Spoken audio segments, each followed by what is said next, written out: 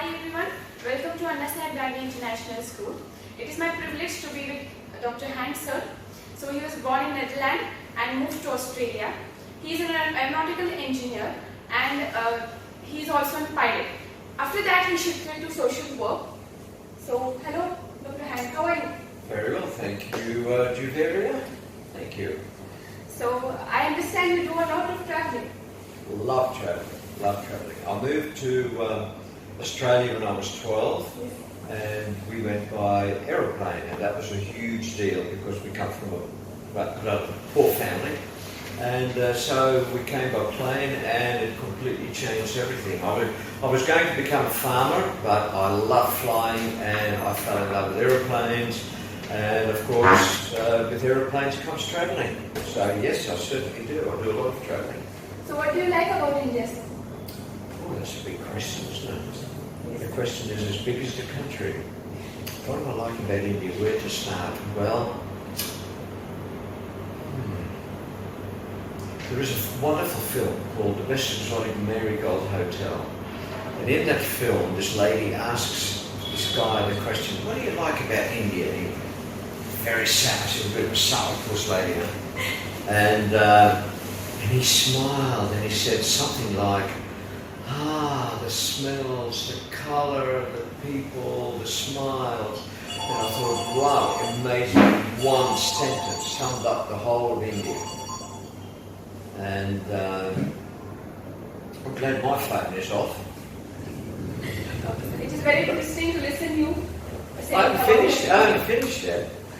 No, because I only just started to answer the question. What I like about India, I just think it's an absolutely fascinating place. I love the colours, the smells, the people. There are people everywhere. I'm a people person, and I just love being surrounded by people. Everything is a buzz with life and colour and everything. So, Gandhiji once said, India is 100,000 villages, and for me, India is 100,000 experiences, and that all of them have been wonderful. Even when I got picked on it. It was not quite wonderful, but it was okay. This is a lovely country, great people, great future. It is very interesting, sir, to listen you say about your country. So, is it your first visit, sir? No, I've been coming here for now, I think at least 15 years. Sometimes I come twice a year. So I've been to lots of places, done a lot of travelling in India over 15 years. What brought you to India? That's another interesting question. What brought me to India? Well, it so happened that even though I was an aircraft engineer and I was into aviation, which I still love today, but I really wanted to work with people, and I ended up going to university. Actually, I didn't go to university. I actually left school in Standard 9. Really, sir? Yep, in Standard 9. And which was then sort of the equivalent of Standard 10 here, I mean, you could technically leave school. And I ended up going to university when I was in my late 20s. And I did a degree in social science, which I fell in love with, and did a master's degree in sociology. Then I got a job as an academic. I started teaching at university, and then I became very interested in the young people from, you might call it minority groups. Is that what you would call it here? Minority groups, disadvantaged groups. And a lot more were coming into higher education, college, university, but many of them were dropping out. And that was I come from a working class background, and that was an area of concern to me. So I ended up doing a PhD on how to improve the success rates of young people going into university, but young people who came from this minority groups. So that was... So it just so happened I was working at Monash University, and this Indian guy came to me, a lecturer, and said, I hear that you're teaching teachers how to teach, and would you be interested in doing a project in rural India, working with colleges that deal with rural students? And I said, oh, rural students, are they sort of finding it difficult at college? Yes, they sure do. I said, right, count me in. And that was 15 years ago, and I've been coming here ever since. So working in rural colleges. So what I've been doing is I've been doing workshops, mostly in engineering colleges, on outcomes-based learning. And my interest being is to improve the lecturing, you might call it traditionally, the teaching, in such a way that even students from minority groups, where the gap between their environment, you might call it a sort of a very information poor, not very intellectually stimulating environment, all of a sudden they're in an information rich and intellectually stimulating environment, and the gap is too big. So how do we help students to bridge that gap? Everybody blames the students, the slow learners, that this, that, right? But they can be smarter than the people, you know, who come from middle class families. But these young people haven't had all the benefits. So that's why I've been coming here, and rural India is just the perfect place. So I hope, sir, your work will definitely lead us to better outcomes and the teaching methods, better teaching methods for the rural students. Well, it should, really, but it hasn't much, even over 15 years. Sir, it is really shocking to know that after so much of efforts, your work has not done the impact that you wanted to. Unfortunately, it hasn't, but that doesn't mean we say we give up trying. The reason why progress has been slow, let's put it that way, very slow. I mean, some changes have occurred, right? So outcomes-based learning has gained a foothold. So we're spending more time looking at the results of what we do rather than input. So that's beginning to make a little bit of a difference. But in terms of any significant change, so when we look at, for instance, placement rates, when employers come, organisations come to campus for placement interviews, the results nothing much really improves. We keep on the same average, a little bit up or down. That's what happens in rural India as a whole. Right? That's what I'm talking about. So there are two, I think, major reasons for this. One is that the education system in itself in India generally tends to be rather traditional and conservative. But not everywhere, not in the big cities, interestingly, and not in the better education institutes. As an educator, sir, what are the differences you feel in the academic culture of the Indian students and the Western? Well, as King Julian would say in Madagascar too, we're just better than you. Do you think that's true? Bad. Can be true. Really? Come on now. I think you ought to be a little bit more positive about Indian students, no? Okay, no, it has nothing to do with being better than you. Although that may be a bit of a perception among some people that, you know, people in the West are smarter at this, that and the other. That's why in India you all want to look white, don't you? Right? Because whiter means better. On the contrary, there are no differences between Indian students and, say, Western students when it comes to being smart. There are smart people and not so smart people wherever we go. No country has a higher quotient of you know, smarter students or whatever. So it's got nothing to do with being smart. What it has to do with is cultural differences that in the West, our academic culture is much more geared to learning for really useful knowledge. In India, well, there are many reasons for this, right? But it's much more traditional, and there are good reasons for it. So it's not about, you know, there's something wrong with us. No. Your social, your economic trajectory has been very different from most Western countries. The big difference is that Indian students are not so much told the why of things, it's what.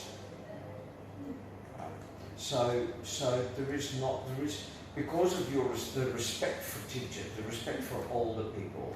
You know, it's the teacher, and also the level of teacher training is variable. Okay. So what happens is that in class you get taught to memorize. Exams, you mark questions, the answers, and you hope there are enough questions of the previous exam so that you can answer it. That's what happens, doesn't it? I hope you don't do that, do you? No, sir.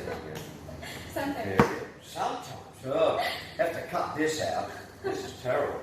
Anyway, so the thing is, you know, it's about critical thinking. It's about creative thinking. So in school, you know, not this one, but in normal schools, especially in rural schools where, I mean, sometimes you get brilliant teachers, by the way, I have to say. So I'm sort of generalising.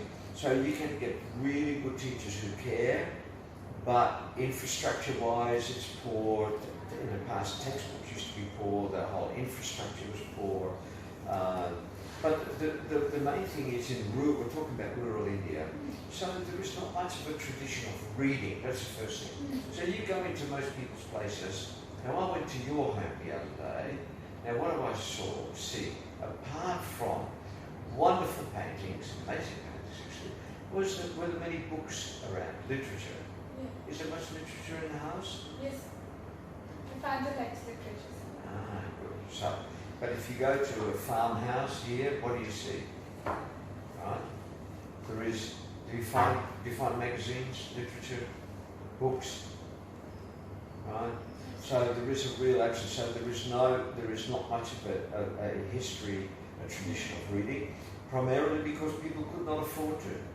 Right? Because basically, this is the first time in Indian history where ordinary people have got disposable income. So there is no literature around the place. The school curriculum are very basic, very prescriptive. Okay, so the idea of sitting around having discussions, doing critical thinking, engaging in creative, imaginative thinking, those things are really not on part of the curriculum. So when students come to college, right, they think like students. So for 12 years they've learned this. You look no further than the next exam. Oh, first of all, you bunk as many classes as possible. Yeah. Right? You look no further than the next exam, and at when the next exam, you find out, you know, it's the quick option count. So you mug, right? You mug previous questions and answers, and you take whatever shortcut becomes available. So when you have to do projects, you buy a project, right? So this is what happens. So if you think like a student, you act like a student. And acting like a student means there is no critical thinking going on. The why questions, why is this? Right? So, and having discussions with your teachers, with your lecturers, with faculty members, these things don't exist hardly. It's basically you come to class, it's, you know, chalkboard, PowerPoint, and writing. Okay. So that's very different to the West. Yeah, also here, you're in class, there's 6 hours a day. Right? Everything, the idea is 100% of what you learn has to be learnt in class. So in the West it's totally different. We have 20% of what you learn is learnt in class, 80% of what you learn is learned elsewhere. You go to the library, you do projects, you do assignments. But the other thing is here, everything is exam-based. So when I ask students, how long does it take for you to prepare for an exam? And the students out there will tell you, oh, in college, sir, most exams, apart from end of semester exams, a day. And some say, a day? No, sir, only in the evening. Right? And so they get reasonably good results, everything's fine, but of course, when it comes to placements and getting a job, they realise I have wonderful knowledge on a piece of paper that says I have 60% knowledge, right, about this subject. But no practical knowledge. Well, so then I ask students, okay, how much of that, you've got 60% paper, I'll call that exam knowledge.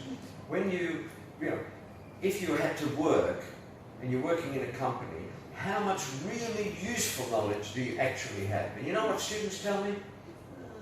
At 20%. 20%. Now, in the West, you learn, and you learn for really useful knowledge. You get proper exams. Yes, we do have exams, not as anywhere as near what you have, right? But our exams are solid. There is no soft marking, right? So the difference is we learn from really useful knowledge. When you graduate from a Western university, generally speaking, right, your degree tells people that you are actually a highly skilled, highly knowledgeable person with the right attitudes. Here, when I see a piece of paper that says, you know, you've got 60% or 65%, it basically tells me how good you are at mugging. So the culture, what needs to change? If you want things to be different here, what needs to change? Faculty, teachers need to really begin to engage students in deeper learning. Right? And the other thing is that students need also to begin to get rid of that student mentality and begin to focus on what do I need to learn, what do I need to know and be able to do if I want to be a doctor or to be an engineer or to be a teacher, and actually aim to achieve that level of knowledge and skills.